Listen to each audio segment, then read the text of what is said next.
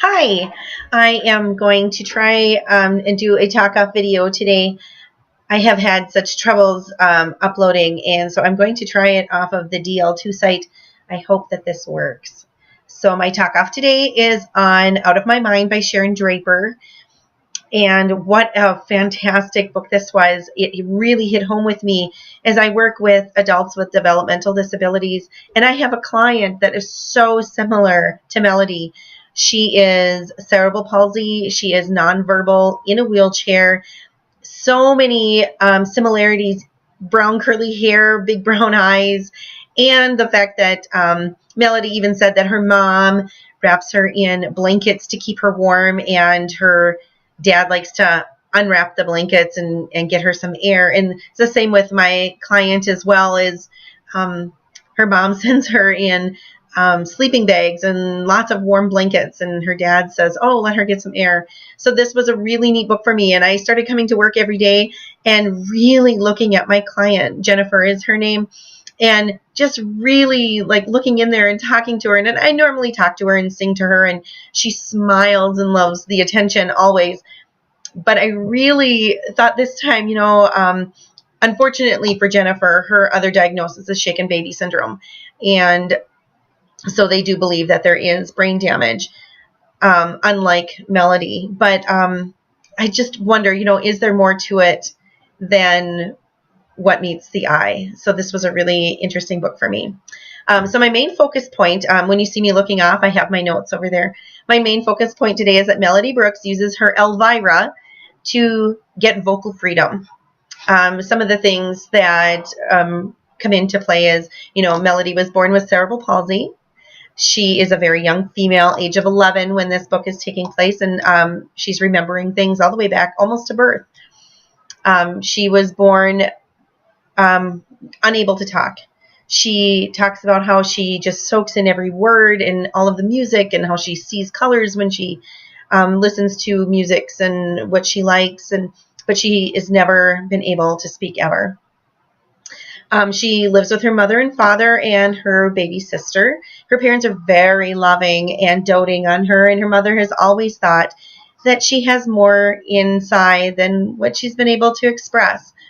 And they also have a neighbor, Mrs. V, who has been instrumental in her education. She has taught her things from the get-go. One of the things that I found very interesting was she looked at Melody at a very young age, and she said, you are going to fall out of your chair now, because someday you really are going to fall, and you need to know what to do. So she put pillows down and unstrapped her so that she would just learn to fall. I thought that was very cool. I found that as she aged and they knew that she could understand words, and made a little word chart on her tray that she could point to words, that they found out that she was really intelligent in there, and that she really wanted to research Stephen Hawking because of his talking machine. I thought that was the fact that she even knew who Stephen Hawking was. And I hate to admit this, but until he passed away just recently, I didn't even know who Stephen Hawking was.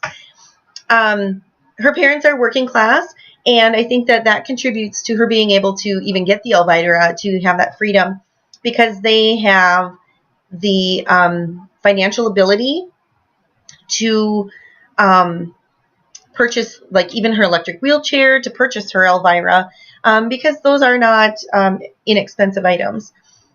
And one of the things that I think really made her decide that she wanted this vocal freedom was when Penny came into play.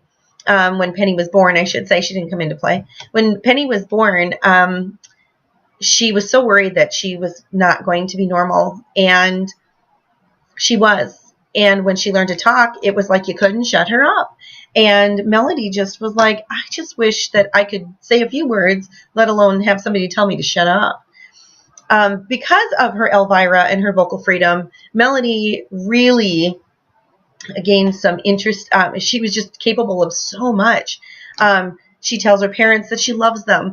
Earlier in the book, she had said, I just wanted them to know that I loved them, that she appreciated everything that they do for her, and that the faith that they had in her to, that she had some knowledge in her brain, she starts getting good grades. She goes to inclusion classes and she feels like she's going to be normal now, and she starts getting real grades, she says, not just fake grades that the teacher thinks that she should be able to get. She actually starts taking quizzes for the whiz kids and gets perfect scores. She's the smartest one in the classroom. And I found it horrifying that her 5th grade classmates made fun of her and said things like, oh, we didn't know she had any brains in there. I have a 5th grade daughter, and when I got to that portion in the book, I stopped immediately and I pulled her over to me and I talked to her about some of the kids that she has in her class that are inclusion and how she treats them, and how she lets them be a part of her classroom. And so I felt that was a really good for discussion. I love that she got to become friends with Rose, and that Elvira made her communicate with Rose, or allowed her to communicate with Rose and actually have a real friend outside of her H5 room. This also makes her feel like she's like everyone else temporarily. She wanted so bad to be normal, and having this ability to use Elvira to speak and let everyone know that there is something inside of her, she is there, made her feel normal, until she figured out that maybe being normal was kind of like being mean, and she didn't want that anymore. I loved that she was able to participate on the whiz quiz team. I was rooting for her from the get-go. I was really disappointed in her teacher when he stated that, well, my quiz must have been real easy if Melody could have, was the smartest one in the class. And I thought, how rude.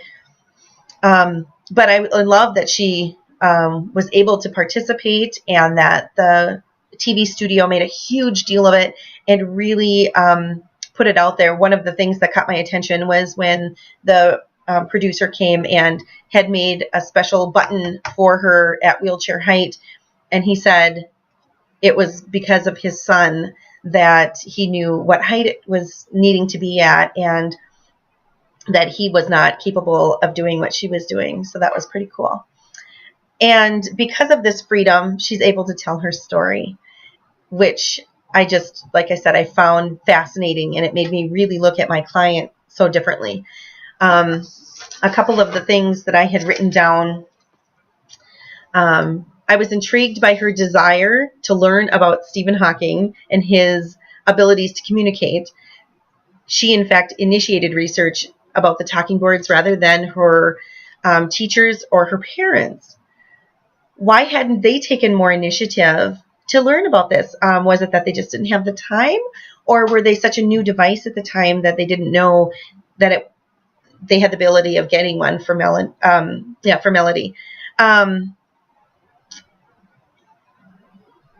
I had written down that I was also upset that Mr. D didn't have more faith in Melody, even once he was shown that she was so smart.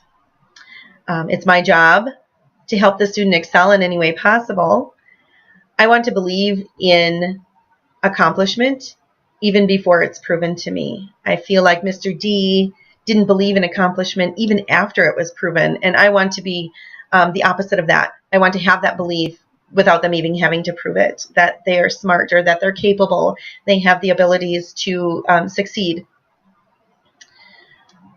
I also want to have that ability to do everything in my power to help with learning and communication devices and different types of technology. Here at the DAC where I work, we have multiple clients that use talking devices or iPads or anyway, a lot of different technology to help them. And I hope that I can be helpful in getting children to get those devices at a young age. Okay, that is it. I'm hoping this video works. I've had such a horrible time. I apologize for that. Have a great day, and we will talk again soon. Bye-bye.